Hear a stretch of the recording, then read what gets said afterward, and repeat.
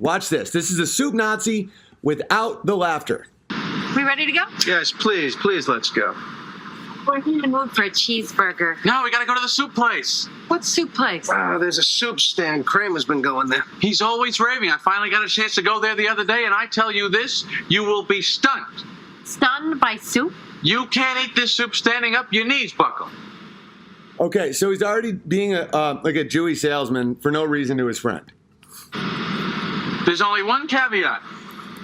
The guy who runs the place is a little temperamental, especially about the ordering procedure. He's secretly referred to as the soup Nazi. Why? What happens if you don't order right? He yells and you don't get your soup. What? Just follow the ordering procedure and you will be fine. All right, let's go over that again. All right. Oh. As you walk in the place, move immediately to... Okay, so this whole story without the laugh track is about people who pathologically can't follow basic rules. They've already called a man a Nazi, which is a very, heated and derogatory word for most people, simply because he has a rule to ordering.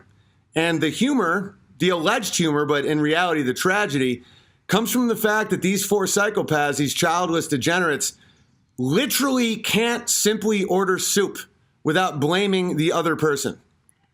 Right. And bear in mind, this is the best soup in the world, and they still can't follow basic directions because, as E. Michael Jones has pointed out, they have a revolutionary spirit. They have to subvert at all times. The main thing is to keep the line moving. I said, hold out your money, speak your soup in a loud, clear voice, step to the left and receive. So, right. It's very important not to embellish on your order. No extraneous comment. No question. No compliment. Oh, boy, I'm really scared. Elaine.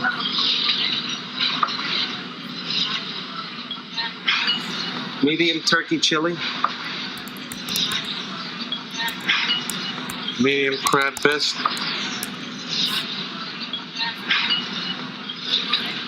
This is a look into the worldview of a typical city American Jew. By the way, Israeli Jews are way cooler. You know, their political hierarchy is awful, but this pathology is way more prevalent in American cities with Jews.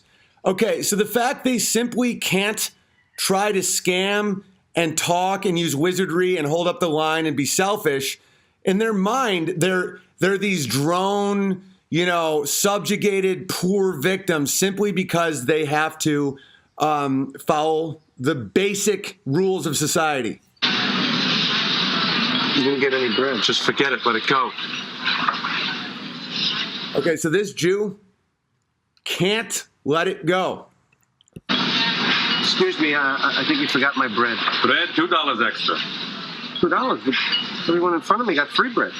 So at this point, even though he's been told, just buy the soup, he now is asking for bread. When told the amount of money the bread costs, he's now trying to haggle and negotiate his way into free bread with a example that may or may not be true. Because of his diabolical and deceptive nature, there's no way to ever tell if George Costanza is telling the truth or simply trying to get free bread. This is after his friends told him, do not do this. Do not try and get free things. Without the laugh track, this is pathological. You want bread? Yes, please. $3. By the way, Soup Nazi did exactly right.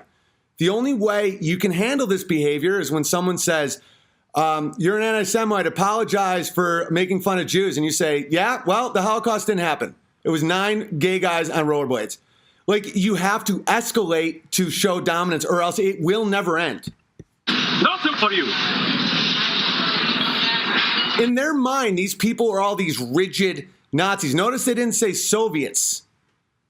They said Nazis, the enemy of the Jews, simply because, they were called out on their crimes. And so now, because he can't get free bread, when told this guy is a really good soup guy, it's his establishment, it's his rules, just follow basic rules, don't try and steal. He can't. I'm thinking of the soup now.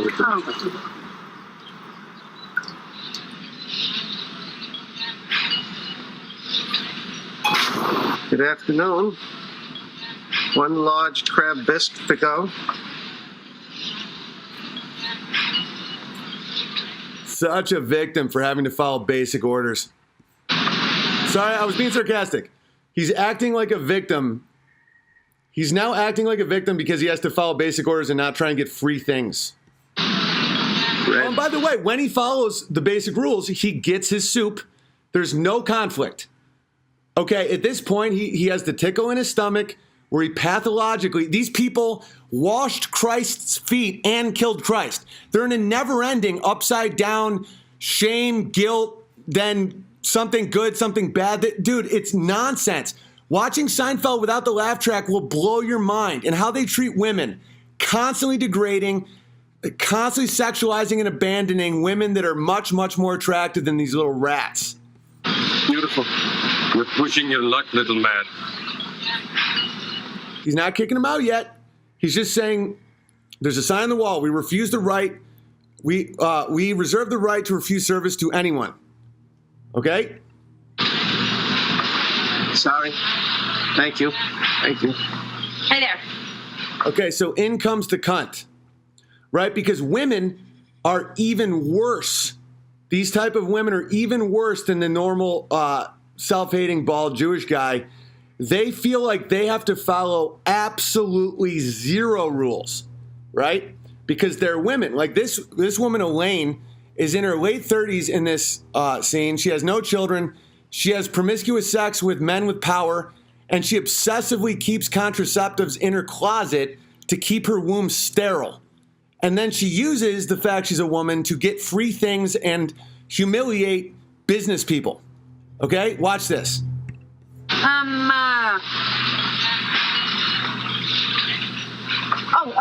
One mulligatawny and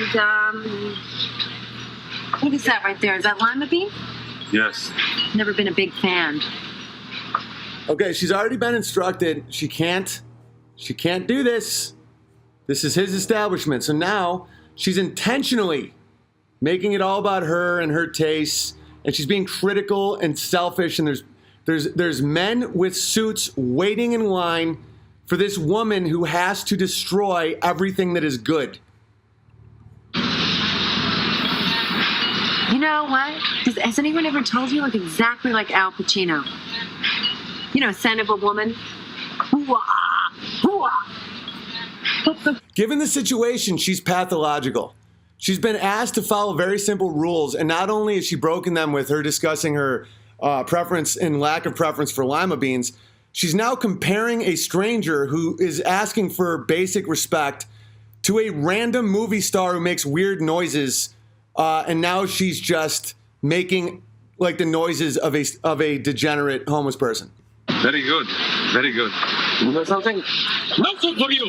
He's regaining his position, and it's fair. If you do that, you don't get soup. Now get out of here. Wait till you see the end. Wait till you see how these people wrap up the story. And with the laugh track, it's showing you, it's making mass people root for absolute horrible people. Come back. 1 year. What did you just say, sister? You're on deck. You are. Hey, Uh-oh. what is this? You're kissing in my line? Nobody kisses in my line. I can kiss anywhere I want to. Someone in the chat just said, how does Owen find anything funny? I'm a huge fan of comedy.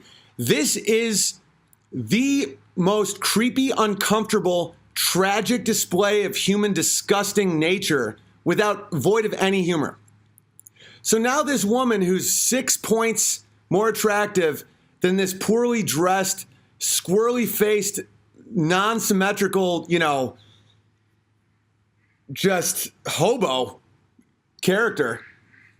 This woman is now is so lustfully drawn to this man that no woman would just want sexually. There's women that would date and marry him and have sex with him because of his money and power and position, but he is physically unattractive.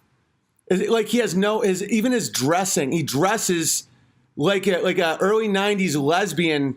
It's colorblind, and his haircut, lesbian, his ears, his nose, his demeanor. But for some reason, this blonde Gentile can't keep her hands off him. You just coughed yourself a soup. How dare you? And Jerry, we're leaving. Okay, so now after the woman degraded herself by, sexualizing this this disgusting man in public, Jerry chooses 1 cup of soup over the honor of this girl that he has defiled with his penis without any commitment. This man, and this character is in his late 30s, early 40s.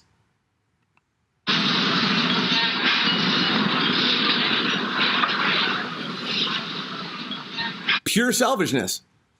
He's like, you took a risk and you kissed me and we're together and I've had sex with you, but I'm choosing soup over you. Even if he thinks she's wrong. Listen, there's been times when women have made scenes and I was there with the woman and I thought they were wrong, but I would still leave with the woman and then in the car I'd be like, by the way, you were totally wrong and you will be apologizing. But you don't just say, fine, go, especially in a city just riddled with rape and degeneracy. You know, that woman is 7 points out of 10 more attractive than Jerry Seinfeld. And in this story, he doesn't have prestige. He doesn't have authority, power, hierarchy, money. He's just a struggling degenerate who can't dress and has an asymmetrical face. And this beautiful woman can't keep her hands off him, even without any commitment, and he chooses soup. There's no comedy in this, guys. This is mental programming. But is it always intentional? No. This is how they see the world. Everything is always someone else. If you stand up for yourself and you say, this is my establishment, you can come and have my soup, just follow the rules. And then they're like, and you're like, get out of here. They're like, you hate Jews. It's like, no, you crossed the line. And I know that once I let that slide, you're going to own our currency and promote sodomy. Look at this guy. Do we know you? So he just betrays that girl. He pretends he doesn't know her. And by the way, that in this moment, that wasn't funny. That girl felt humiliated, heartbroken, betrayed by just a random, borderline homeless Jewish psychopath. Okay, so here comes Kramer, who has at minimum schizophrenia. You know, when your pants are 5 inches too short and your hair is like that and you twitch and shake, and when you open a door, it's just violent, and you always have a scam, you don't have a job, you have no family, you know, you may or may not even live in the apartment building, you steal from your friends, you go by a name that isn't really your name. That's this guy. This guy, if you see on the street, you should not walk past him. He is a threat. Out from your soup. How can I tolerate any less from my customer? Gazpacho, por favor. Por favor. Looks like Spanish. Adios, muchacho. See, the soup Nazi is oddly has tons of logos. He's not Jew hating. He doesn't have a group that he holds above any others. Whether or not it's the Mexican or the woman or the Jew or anybody. If you don't follow the rules, you have to go. And that is a person with actual honor and ethic. And watch what these sick fucks do to this guy.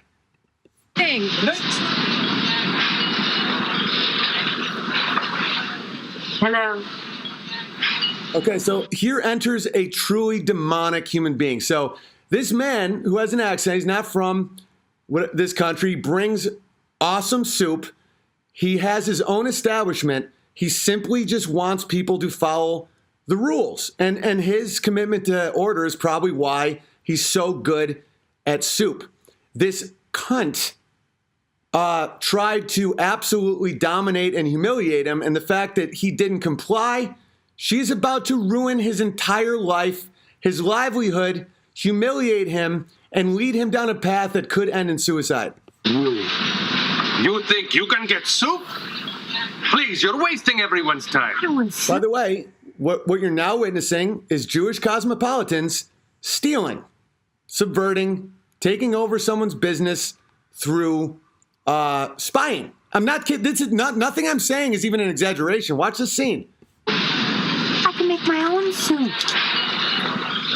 5 cups chopped porcini mushrooms, half a cup of olive oil, 3 pounds celery. This is my recipe for wild mushroom. Yeah, that's right. We got them all. Cold cucumbers, corn and crab chowder, mulligatawny. Mulligatawny. Get through, Soup Nazi. So her greatest joy in the episode is taking his art, his business, all of it, through theft and copyright infringement and business manipulation, and now she feels satisfaction. So one time anyone in this show, in this whole episode, feels any sense of joy is when she destroys a man's life simply because he won't submit to her undeserved and irrational tyranny. No more soup, please. So she's the Nazi. Watch this scene one more time. It not only is it not comedic, the laugh track makes you root for actual psychopaths who are cruel and mean.